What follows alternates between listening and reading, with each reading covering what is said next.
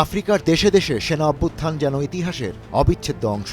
চলতি বছরেই সেনা অভ্যুত্থানের মুখে পড়ে মালি, বুর্কিনা ফ্যাসো ও নাইজার। সবশেষ অভ্যুত্থানের মুখে পড়ে বেনিন। রোববার রাষ্ট্রীয় সম্প্রচার মাধ্যমের দখল নিয়ে ক্ষমতা দখলের ঘোষণা দেয় সেনাবাহিনীর একাংশ।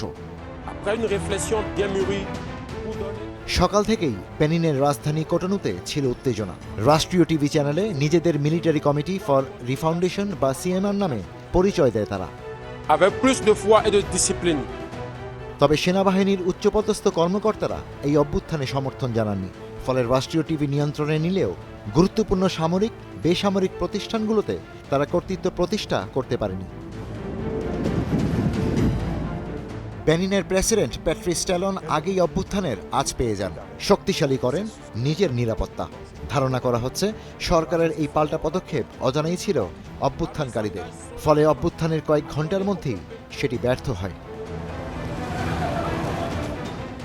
বেনিনে চলমান রাজনৈতিক অস্থিরতাকে কাজে লাগাতে চেয়েছিল সৈনিকদের একটি অংশ, যাদের প্রতি সেনা ও সরকারি কর্মকর্তা এবং জনগণের কোনো সমর্থন ছিল না। বিশ্লেষকরা বলছেন, রাজনৈতিক প্রস্তুতি, জনমতের সমর্থন এবং আন্তর্জাতিক পরিস্থিতি অনুকূলে না থাকার কারণেই বেনিনের এই অভ্যুত্থান ব্যর্থ হয়েছে। অভ্যুত্থানকারীদের আটক করেছে সরকার, তবে তাদের কি করা হয়েছে সেটি এখনো স্পষ্ট নয়। আইনত অভ্যুত্থানকারীদের বিরুদ্ধে রাষ্ট্রদ্রোহ মামলা হতে পারে, বিচার হতে পারে সেনা আদালতে অথবা প্রচলিত আদালতের কোনো ট্রাইব্যুনালে। বেনিনের এই ঘটনা প্রমাণ করে, আফ্রিকায় রাজনৈতিক অস্থিরতা সবসময় কেবল সেনা অভ্যুত্থানের মাধ্যমেই সমাধান হয় না।